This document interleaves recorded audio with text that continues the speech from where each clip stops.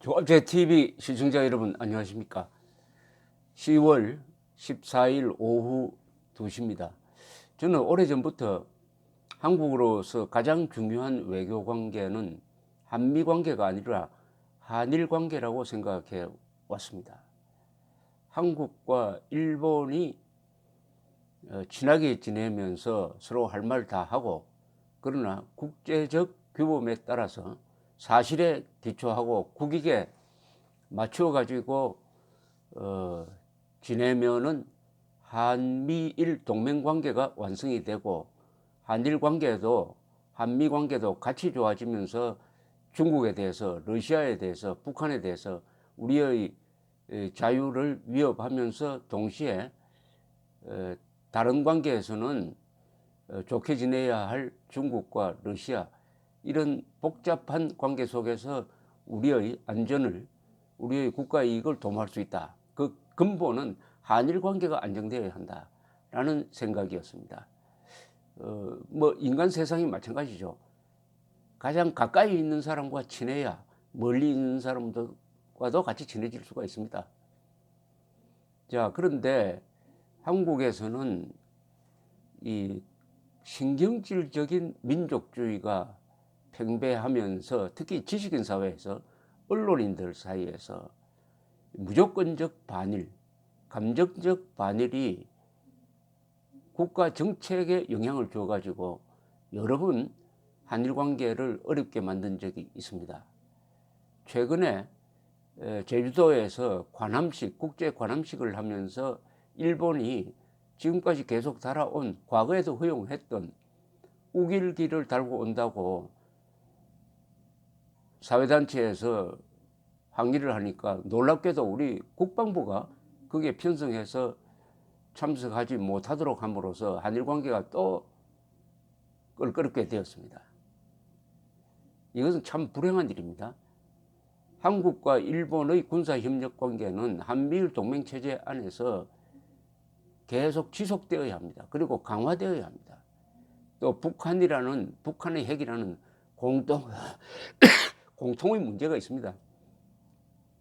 그런데 사소한 것, 그리고 국제 관행에 비추어 가지고 무리한 요구를 함으로써 또 한 번 감정적 문제가 생기게 되는데, 이렇게 되면은 일본의 친한 인사들까지도 반대한민국으로 돌게 되는 것입니다.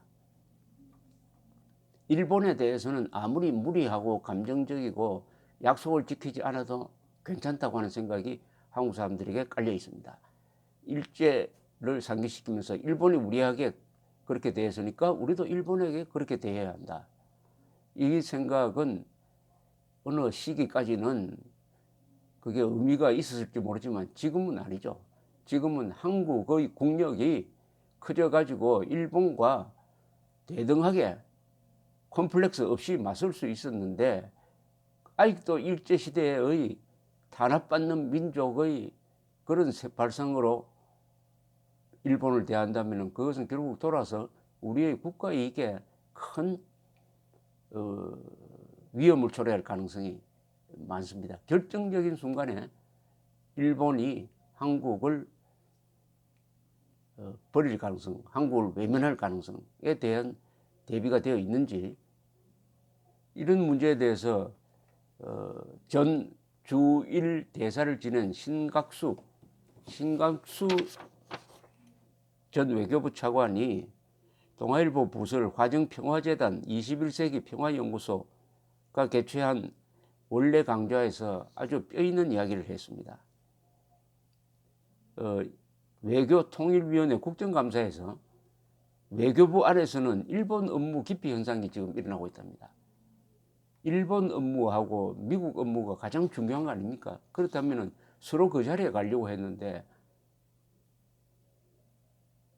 말하자면 일본 관계 일을 하다가는 말썽만 생기고 그 수습하다가 골치가 아프고 승진에도 도움이 안 되니까 해서 그게 지원하는 사람이 줄어든 게 아니라 없어가지고 공관 인원 모집을 다시 공지하는 사태까지 벌어졌다는 겁니다.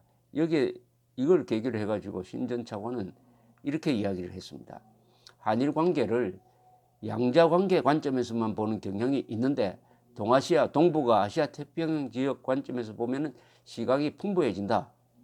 북핵 문제 협력과 중국의 부상에 따른 안보 분야부터 저출산, 고령화 사회, 4차 산업혁명 등 최근의 다양한 경제사회 변화상을 지적하면서 불확실성이 지배하는 전환기라고 전제한 뒤에 신각수 전 주일 대사는 건전한 한일 관계는 해도 없는 항해의 나침반이 될 것이다. 일본을 바라보는 눈을 세계적 기준, 즉 글로벌 스탠다드에 맞춰봐야 한다라고 거듭거듭 강조했습니다. 한일 관계 악화로 인한 기회비용이 늘어나면은 협력 기회도 줄어들 뿐더러 우리가 경제적으로나 여러모로 손해임을 알아야 한다. 이게 아주 중요한 이야기입니다. 일본을 대할 때 우리가 피해자 입장에서 일본에 대해서는 무리를 해도 좋다라고 생각하지 말고 국제규범에서 객관적인 시각에서 국제적으로 통용되는 행동을 해야 된다. 그렇게 해야 우리 국가의 이익에 손해보지 않는다는 충고입니다. 과연 그렇게 해왔느냐? 특히 한국의 언론에게 묻고 싶습니다. 한국의 언론, 특히 한국의 보수 언론까지 나서가지고 이 독도라든지 문제가 될 게 없어요. 독도는 우리가 갖고 있는데 왜 우리가 일본에서 무슨 일만 일어나면 과잉 대응을 합니까? 독도는 우리 겁니다. 일본이 전쟁을 하지 않는 한 우리를 빼앗을 수 없고, 일본이 전쟁을 시작을 하면 한국과 미국이 상호 방위 조약에 의해서 일본을 쳐야 합니다. 그러니까 전쟁을 못 하는 거죠. 그렇다면 의젓하게 있어야죠. 의젓하게. 독도 문제라는 말도 쓸 필요가 없습니다. 독도는 문제가 아니에요. 우리 건데 우리가 지배하고 있는데 실효적으로. 그리고 종군 위안부 문제는 이미 여러 번 일본이 사과를 했고 약속을 했으니까 그것은 끝내야 합니다. 독도 위안부 문제, 이것은 북핵 문제에 대해서 비하면 큰 문제가 아닙니다. 자, 그런데 일본에 대한 신경질적인 민족주의를 지속시켜 나가면은 어떻게 되느냐 하는 것을 신각수 차관이 이렇게 아주 점잖게 이야기한 겁니다. 점잖게. 우리가 경제적으로나 여러모로 손해임을 알아야 한다. 한일관계 악화로 인한. 그러면서 글로벌 스탠다드에서 일본을 봐야 된다는 것은 일본의 국력이, 일본의 영향력이 얼마나 크다는 사실을 우리가 알아야 한다. 흔히 이런 이야기가 있습니다. 제가 자료를 한번 찾아보겠습니다. 일본의 저력을 한번 소개해 드리려고 합니다. 흔히 한국인들은 일본에 대해서 일본을 우습게 아는 세계에서 유일한 국민이라는 말을 듣습니다. 이게 자랑스러운 이야기가 아니죠. 세계가 일본을 높게 평가하는데 우리만 일본을 우습게 본다면 그 뒷감당을 어떻게 합니까? 그러나 말은 그렇게 하는지 모르지만 한국은 또 한국 사람처럼 일본을 좋아하는 국민도 없는 것 같아요. 왜냐하면 한국 사람들이 일본에 연간 얼마나 가느냐? 한 800만 명씩 들어갑니다. 그리고 숫자가 늘어납니다. 그것은 일본을 좋아하지 않고는, 일본 문화, 일본 사람을 좋아하지 않고는 있을 수 없는 통계예요. 일본으로 들어오는 관광객 수가 한국인, 중국인 숫자가 비슷합니다. 더구나 한국인이 일본에 가는 숫자는 연간 2자리 숫자로 늘고 있습니다. 그러면서 관념적으로는 이분은 일본을 싫어한다고 하는데 이게 또 국가 정책에 영향을 미쳐가지고 이번에 국방부처럼 한미일 동맹관계 자해를 하는 그런 결정을 내리도록 만드는 것입니다. 이 잘못된 편협한 민족주의가 국가 정책을 그 방향으로 몰고 간다. 그 최근에 몇 번 있었지 않습니까? 2012년에 이명박 대통령이 퇴임을 앞두고 유치해지는 것이 괴로워서 그랬는지 한일 관계에 무리수를 둔 것 아닙니까? 독도를 방문했는데 굳이 독도를 방문할 필요가 없죠. 일본을 자극하는 것을 뻔히 알면서, 그리고 천황에 대한 아주 부적절한 발언을 한 것이 또 일본의 우파 세력에 의해서 역이용되어 가지고 일본에서 혐한 감정이 나타나고 한일 관계가 박근혜 대통령 시절까지 한 3, 4년 동안 계속 악화됐습니다. 그래서 우리가 덕을 본 게 있습니까? 그래서 덕을 본 게 있습니까? 그러니까 한미 관계도 나빠졌지 않습니까? 한미 관계도. 자, 일본의 저력을 최근 통계만 한번 보겠습니다. 비자 없이 입국할 수 있는 나라가 가장 많은 여권, 그것이 가장 강력한 여권이죠, 사실은. 그것은 미국 여권이 아닙니다. 일본 여권입니다. 일본 여권을 가지면 190개 나라, 190개 나라를 방문할 수가 있습니다. 비자 없이. 2등은 싱가포르인데 189개국, 한국도 매우 높습니다. 188개국입니다. 세계 3등의 이 파워 패스포트를 갖고 있는 게 한국인데 1등은 일본입니다. 2000년 이후에 이게 참 재밌는 통계가 있습니다. 과학 부분에서 노벨상 수상자를 가장 많이 배출한 나라는 물론 미국이죠. 그 다음에 2등이 일본입니다. 이것은 놀라운 사실입니다. 2000년 이후에 과학상 총 수상자는 147명입니다. 그 중에 물리학이 51명, 화학 49명, 생리의학상 47명인데 이 중 미국인이 66명 1등입니다. 2등이 일본이고 18명입니다. 과학 부문 노벨상 수상자 2000년 이후입니다. 세 번째가 영국이고 17명, 그 다음에 독일이 뚝 떨어져 가지고 9명, 프랑스가 6명, 이스라엘 6명, 러시아 3명 쭉 있는데 여기에 한국 사람은 없습니다. 한국은 평화상, 노벨 평화상 수상자 1명뿐입니다. 그런데 거의 매년 일본 사람들이 과학 부분에서 노벨 수상자를 내고 있습니다. 올해도 의학 부분에서 1명 받았고요. 2016년에는 의학 부분에서 1명, 2015년에는 물리학 부분에서 1명, 의학 부분에서 1명, 2014년에는 물리학 부분에서 일본인 3명이 받았습니다. 이건 뭐냐? 기초과학이 잘 돼 있다는 것이죠. 기초과학은 자국민뿐만 아니라 인류 전체에 대한 봉사를 하는 분야 아니겠습니까? 의학 부분에서 노벨상을 받은 그 기술은 일본인만, 한국인만 살리는 게 아니에요. 전 세계인들의 건강을 위해서 쓰일 수 있는 기술인 것입니다. 이론인 것입니다.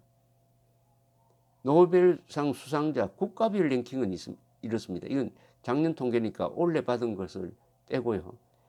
1등은 미국이 368명으로서 단연 앞섭니다. 2등은 영국입니다. 132명. 3등이 독일이고 107명. 4등이 프랑스고 62명이고 스웨덴이 30명이고 스위스가 26명, 일본이 26명, 이렇게 해가지고 세계 6위입니다. 노벨상 수상자로, 전체 수상자로 따져도. 그러나 2000년 이후는 과학 부분에서는 2등이다 이거죠. 다른 일본의 저력을 보여주는 통계가 있습니다. 왜 이걸 제가 설명을 드리냐 하면은 저를 일본에 대한 좋은 이야기를 하면 저를 친일파라고 하는 사람도 있습니다. 그게 욕은 아니에요.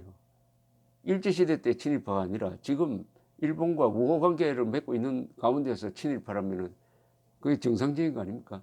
지금도 반일을 하면 안 되죠. 지금 반일을 하면은 그건 버스 지나간 뒤에 손드는 겁니다. 지금 반일할 때가 아닙니다. 친일을 할 때입니다. 일본을 잘 알고 일본과 친하고 시시비비를 가리고, 그것이 신각수 차관이 말하는 글로벌 스탠다드에 의해서 사실에 기초해서 일본을 보자는 겁니다. 신경질적인 민족주의로 허황된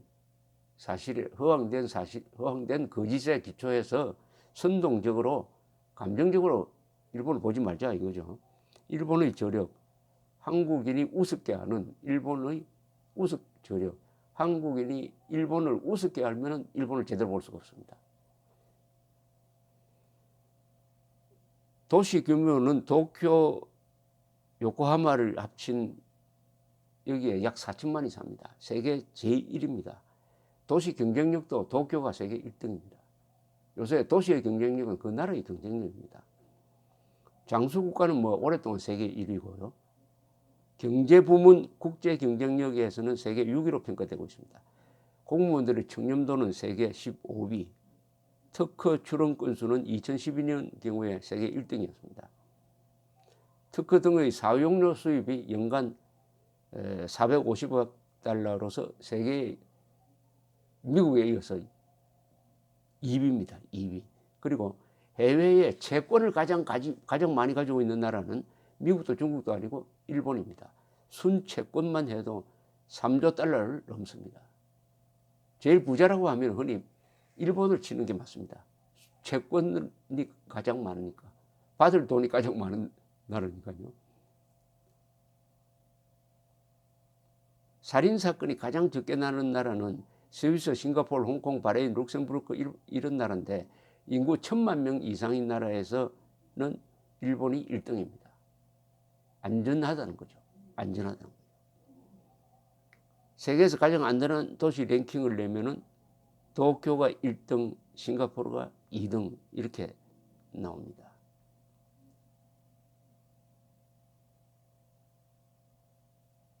미슐린 가이드, 유명한 미슐린 가이드가 가장 많은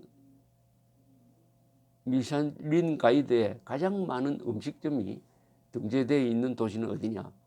파리가 아닙니다. 도쿄입니다. 304, 교토 2등 135, 3등 파리 134, 4등 오사카 117. 이것은 일본 사람들이 미식가라는 뜻이기도 하고 한국 사람들이 일본을 방문한 이유 중에 하나가 음식입니다. 음식이 값이 싸고 우동, 소바는 값이 오르지 않습니다. 한 20년 동안 계속 600엔 정도, 700엔 정도인데 아주 맛이 있습니다. 이런 일본을 옆에 두고 있다는 것은 대한민국의 불행이기보다는 다행입니다. 좋은 나라가, 강한 나라가 있으면 그 나라와 경쟁을 하게 되죠. 지지 않으려고. 더구나 일본과 한국에는 인종적으로 아주 거의 뭐 형제 사이처럼 한 뿔에서 나왔습니다. 물론 우리가 일본으로부터 임진왜란이라든지 일제 침략을 받은 그 기억은 기억대로 가면서 우리가 나라를 세우고 지난 70년 동안 1인당 국민소득에서 거의 일본에 다가가고 있다는 이 자부심을 가지고 반일해서 이제는 그 길을 해가지고 이제는 일본과 대등하게 일본을 우습게 보지도 말고 무섭게 보지도 말고 가장 중요한 공통점을 찾아야 합니다. 그것은 일본도 자유민주주의 국가고 한국도 자유민주주의 국가고 지난 150년 동안 민주주의 국가끼리 전쟁한 적이 없다는 것을 믿고 이제는 일본, 미국과 손을 잡고 북한 노동당 정권, 동북아시아에서 평화와 자유를 위협하는 북한 노동당 정권 그리고 핵무장한 노동당 정권을 정리하는 것입니다. 여기에 일본의 도움을 받아야 됩니다. 일본에 있는 7개 미군기지는 유엔군 사령부 후방사령부 소속으로서 한국에서 전쟁이 일어나면 우리를 도와주기 위해서 기다리고 있는 약 5만 4천 명의 병력이 있습니다. 이게 일본에 있습니다. 우리를 도와주는 5만 4천 명의 막강한 병력이 일본에 있으니까 우리가 일본을 자극해가지고 일본을 화나게 하면은 결정적인 시기에 우리가 손해보는 거 아닙니까? 일본 아베 정부는 아주 중요한 방침을 연초에 밝힌 적이 있습니다. 뭐냐? 북한이 핵무장한 상태에서 한반도 통일은 반대한다. 북한이 핵무장한 상태에서 한국을 접수해가지고 공산화하는 것은 두고 보지 않겠다는 이야기입니다. 그것을 거꾸로 이야기하면은 그런 생각을 우리가 잘 이용하면은 북한의 핵 문제를 해결할 수 있다는 것 아니겠습니까? 그것은 일본과 쓸데없는 감정적 대립을 해서는 안 됩니다. 일본을 글로벌 스탠다드에 의해서 객관적으로 사실에 기초해서 보도록 노력합시다. 감사합니다.